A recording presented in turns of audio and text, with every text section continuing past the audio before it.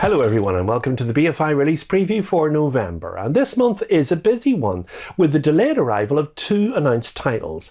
That's the Ingmar Bergman Volume 2 box set and the first BFI 4K release title, which is also by Ingmar Bergman. That's the 1957 film The Seventh Seal. But before we start, it's worth mentioning the recent sad loss of writer, director and former BFI governor Barney Platts Mills.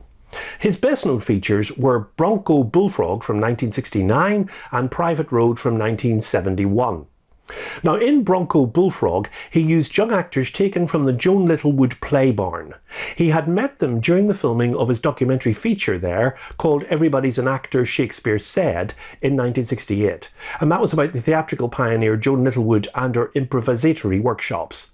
One young actor there, Del Walker, was a standout, and he chose him for the lead role in Bronco Bullfrog.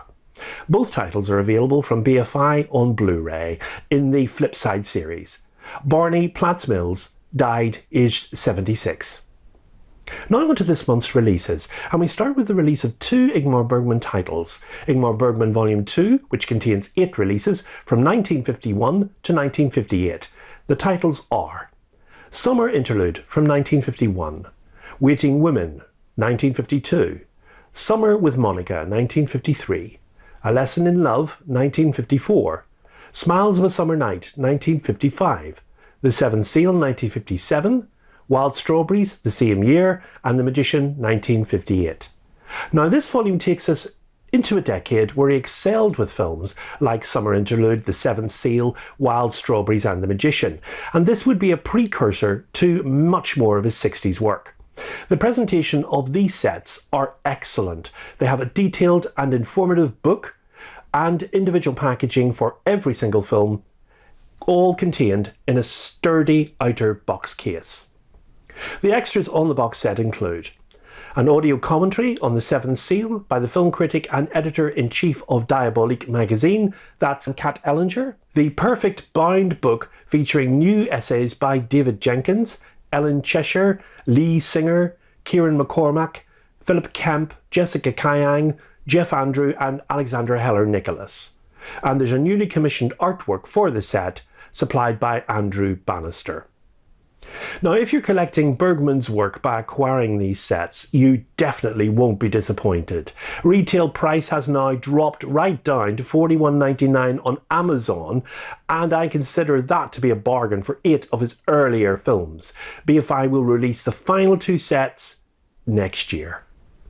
Ingmar Bergman's box set now releases on Monday the 8th of November on Blu-ray, and it will be available via HMV, FOP, BFI Shop and other online retailers.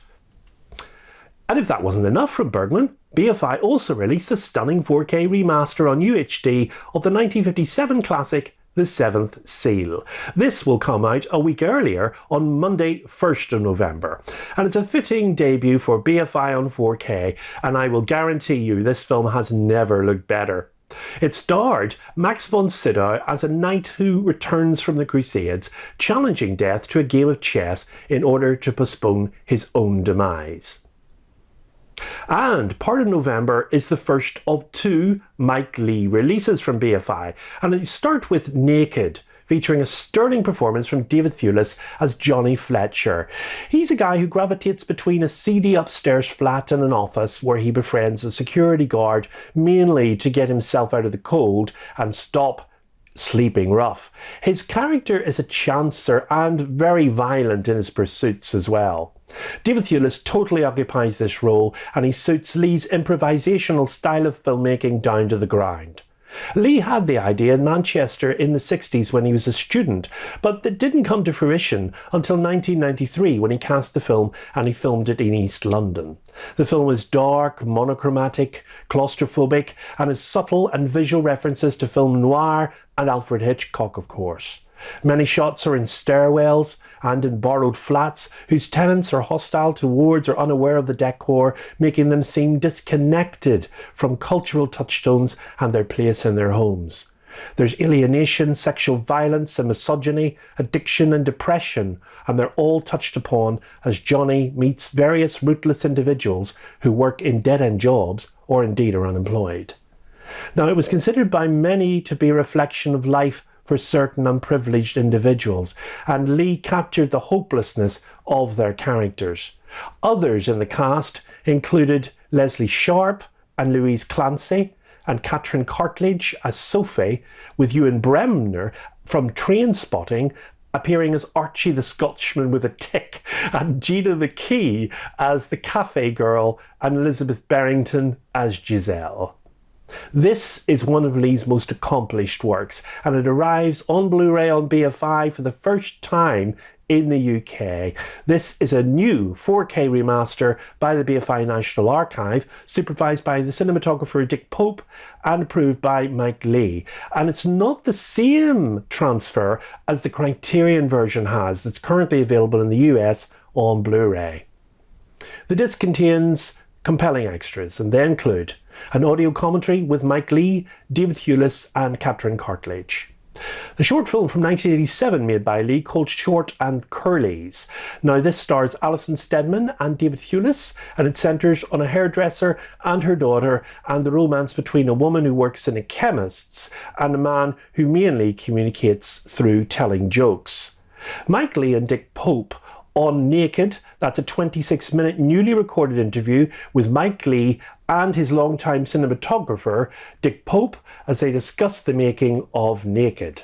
Naked itself releases on Blu-ray on Monday, November 22nd from BFI. Bleak Moments is Mike Leigh's directorial debut from 1971.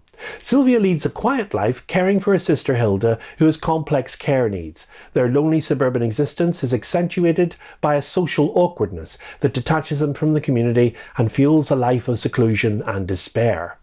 Released in 1971 to critical acclaim, Mike Leigh's debut feature film is a haunting study of social isolation. Uncompromising and deeply affecting, this film introduced Leigh's unique and highly influential natural filming style that he's continued to develop over his long career. A true landmark in the history of British film, Bleak Moments has been newly remastered by the BFI and is presented on Blu-ray in the UK for the first time. The critic Michael Coverny in 1996 wrote about the film that there is tonal assurance and technical finesse in the presentation of the marvellous performances that proclaims both originality and talent. Sylvia is heard playing Chopin's E-flat Nocturne over the opening credits. The general inability to express inner feelings reinforces a mood of bleak Slavic despair. There is a Chekhovian atmosphere, unrelieved by the sort of cathartic climax that characterises most of Leigh's subsequent work. Now, I think that would generally sum the film up. Leigh was to hone his cinematic style in later years, but this, being an earlier work of his, sees a burgeoning talent coming to the fore.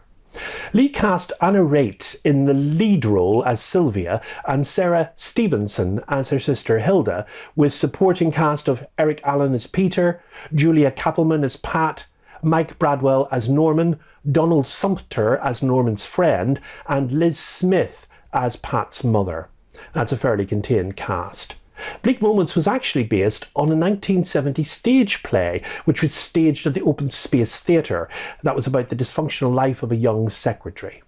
Leigh managed to engage the financial backing of Memorial Films, and they even supplied him with a surplus of film rolls for the project. Bleak Moments is receiving a Blu-ray first in the UK from BFI, and the extras on the disc are audio commentary by the writer and director Mike Leigh from 2015. Bleak Moments 50 years on, this year a 9-minute short interview with Mike Leigh as he looks back on his debut feature.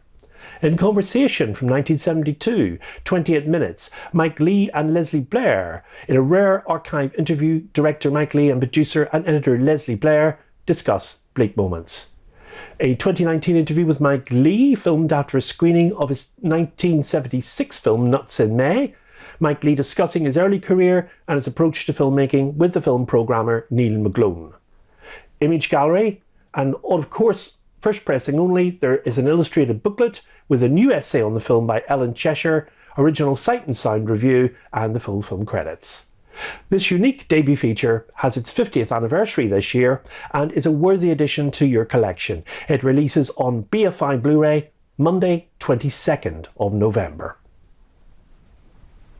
Sebe, Linda Mance, is a teenage rebel obsessed with Elvis and the Sex Pistols. Her trucker father, Don, played by Dennis Hopper, is in prison after drunkenly smashing his rig into a school bus, and her mother, Kathy, played by Sharon Farrell, is a drunky waitress who takes refuge in the arms of other men, including Dawn's best friend, Charlie, played by Don Gordon. With Dawn's release, the family struggles to reconnect, and the trauma of the past looms large as dark secrets slowly begin to emerge. Now, despite only taking over directing duties 8 days into the shoot, Out of the Blue arguably represents Hopper's strongest film as a director and features an astonishing performance by Mance. Newly restored in 4K, this cult classic is ripe for rediscovery and is on Blu-ray for the first time in the UK. This coming-of-age drama from 1980 is the second full-length feature by the actor Dennis Hopper. He also directed 1971's The Last Movie.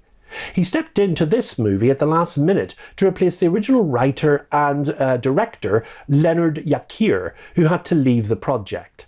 The film was made in Vancouver, and various icons of Vancouver in that era are featured in the film, including the Pointed Sticks, one of the leading bands of Vancouver's punk era.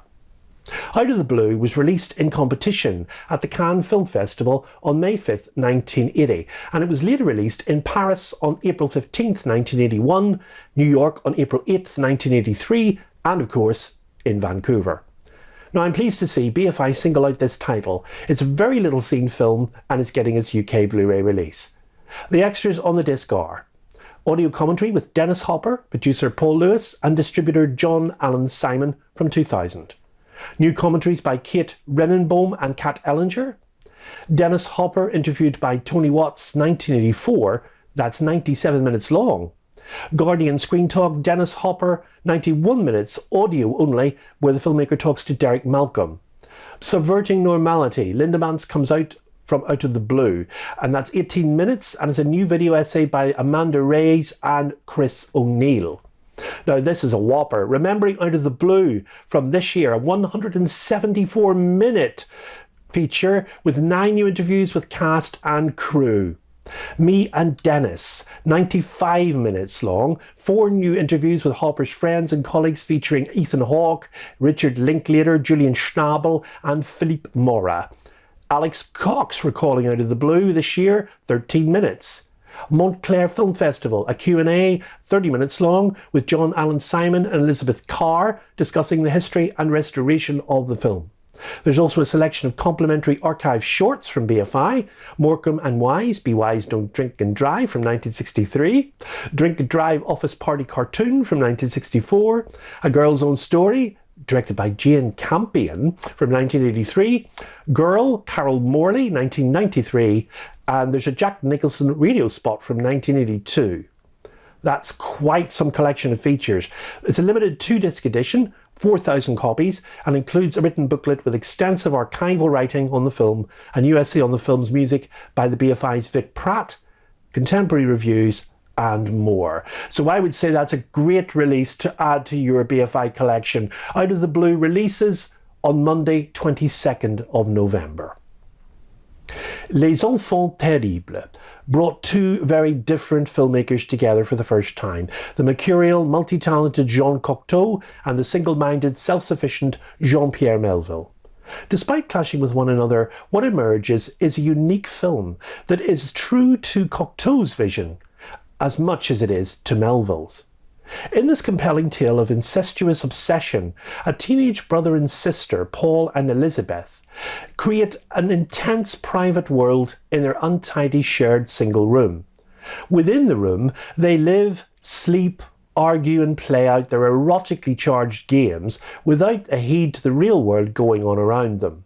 However, when outsiders intrude into their intensely private realm, the scene is set for tragedy. A hauntingly atmospheric adaptation of Jean Cocteau's 1929 claustrophobic hothouse novel, for which he also wrote the screenplay and provided the voiceover.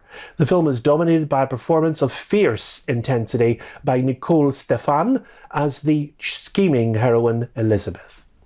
Les Enfants Terribles was shot on location in Paris, Société Nationale des Entreprises de Presse, Théâtre Pical, Montmercerini, Val d'Oise, and Seaside shoplifting scene was filmed there, and Ermondville, Michael's car accident scene was filmed there. The car accident scene was directed by Cocteau, as Melville was ill for that shooting day. Melville said that Cocteau followed his directing instructions to the letter. The film was released in Paris on the 29th of March 1950. Now, the film did not gross as high as Melville's previous film had, Le Silence de la Mer, but time has cemented it as a classic cinematic work and a collaboration from a writer and a director. It stars Nicole Stéphane as Elizabeth, Edouard Dermy as Paul, Jacques Bernard as Gérard, René Costima as Agathe Dargelos, and Adeline Ocock as Mariette, the maid, and Maurice Ravel was the physician. But Les Enfants Terribles is released on Monday, November 29th on Blu-ray. Next time, we'll be back with a shorter edition in December. We'll be looking at the releases coming out, the spoilers, Pittsburgh, and Saint-Étienne's I've Been Trying to Tell You, which is a film coming from their new release. So until then, it's goodbye, and keep watching those classic movies.